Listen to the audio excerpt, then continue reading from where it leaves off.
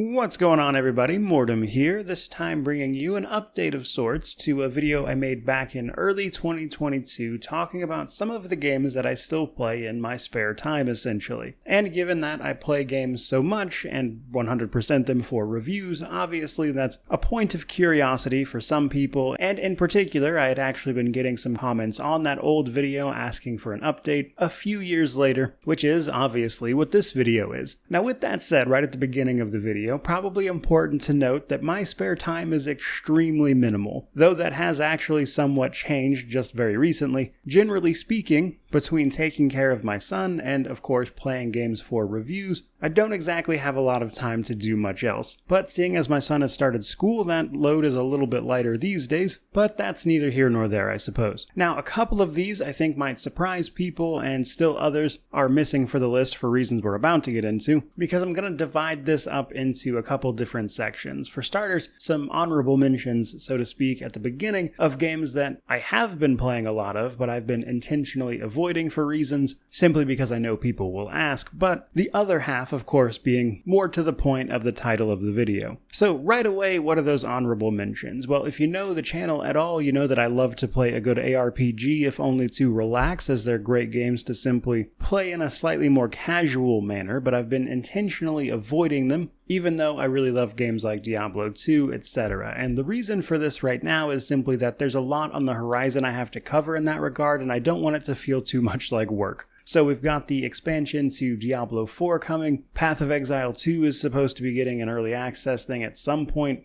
and even Grim Dawn is set to release another expansion, at which point I plan on reviewing that one. So I love ARPGs, but there's a lot on the horizon for them, so I'm trying to avoid playing them for the moment. Now, another case of that is Baldur's Gate 3. So if you watch the channel a lot, I covered this intently. And when they announce patch 7 properly outside of its little closed beta, then I will cover that as well. But basically, from the time it went into early access to the lead up before launch to like 4 or 5 months after launch, all of the updates it made, Honor Mode, I put an enormous amount of hours into that game while also reviewing all sorts of other games. And to put it very simply, I kind of burnt myself out on it. I am positive I will return to it at some point, obviously to cover any future updates, etc., but even just on my own time, though in the meantime, I simply needed a little bit of a break from it, so it is what it is. Now, from there, let's talk about the games that I have been playing and still play pretty regularly in some capacity or another. Starting with the obvious one, Pathfinder Wrath of the Righteous. My favorite game, really. I play it all the time, and it's getting close to the end of its sort of support life, if you will. A lot of patches, DLC, the paid DLC is all done, though they still have a couple patches ahead of us, and I've covered this game all throughout those. But essentially, I love this one. I love making new characters, messing around with builds and stuff, and every once in a while I'll fire it up just to do that specifically, especially running through stuff like Treasure of the Midnight Isles, which is a roguelite mode, which offers me the opportunity to jump in and out of it pretty easily. But then second on the list, we still have none other than Skyrim. So truth be told, as much as I love Wrath of the Righteous, Skyrim is hands down my most played single-player game out there. I own it on multiple platforms, I have an original boxed copy of the game's original release, and I have played it consistently on some level since it launched. Though, just now, for the channel, sometime this year, I do plan on finally getting around to reviewing it and covering it more directly. But, you know, nobody's exactly waiting for word on Skyrim, so I haven't really been in much of a hurry there. But to give a little bit of background to that, Skyrim has the distinct honor, let's say, of being the very last game I bought physically, specifically to play. Like, I've bought collector's editions and things since, but it was the last time I bought a copy of a game physically with the express intent of, like, that being the copy that I played. And even then, you had to link a Steam account, so it was on its way out the door. I still have that copy of the game, if only to serve as a bit of a memento, and I've played it on and off since. So, to give a very specific example, from before I was doing YouTube full-time, I actually own a Nintendo Switch, which I originally bought so I could take it to work, and this was like pre-Steam Deck, so I could play video games on my lunch break. and I played it pretty regularly then. More recently, and sort of a bit of prep work for my actual upcoming review of that whenever I get around to it, I've been getting a character started and messing around with a couple of different mechanics,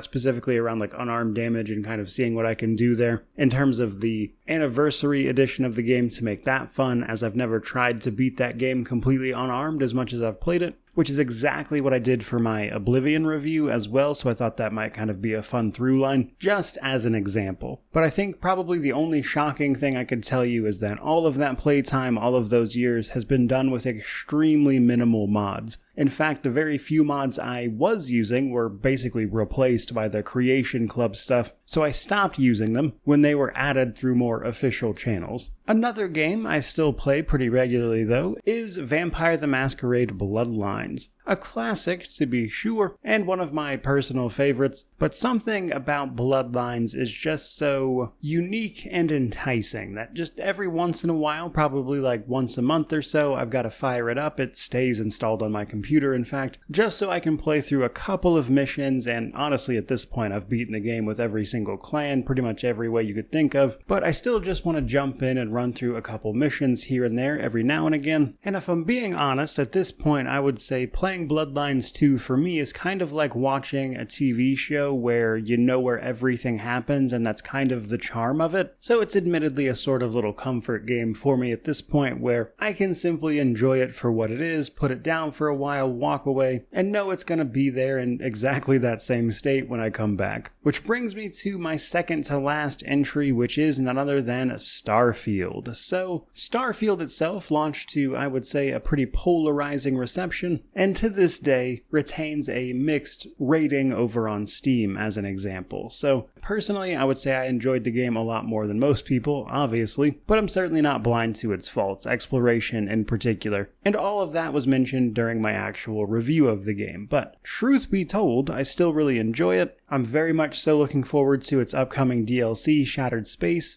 with House Varun and the seemingly more alien things you might be able to experience there, being pretty exciting to me personally. Though in particular, what I like to actually jump into Starfield to do is a couple of things. Find interesting New Game Plus cycles, alongside building and customizing ships. And while I don't pretend to be particularly good at shipbuilding, I do really enjoy the system, to be honest. And while I do wish exploration was simply more compelling, a lot of the little systems at play still speak to me and I enjoy messing around with them and making new characters for it, etc. Just kind of seeing what's possible in short little bursts when I have the time. Which then brings me to my final entry, which is actually just the end of the video, because I don't have a fifth one, and adding one would obviously feel disingenuous because I wouldn't really be playing it. So there has been a look at the games I still play after 100% with the little bit of time that I have to myself on occasion, so I hope you found that interesting. Though that said, I would certainly love to know if you yourself have any sort of comfort games or games you find yourself always coming back to, which of course means to like, comment, subscribe, all that YouTube jazz, but regardless of any of that, truly, just thank you so much for watching. I really do appreciate it. May you wander in wisdom and have an amazing day.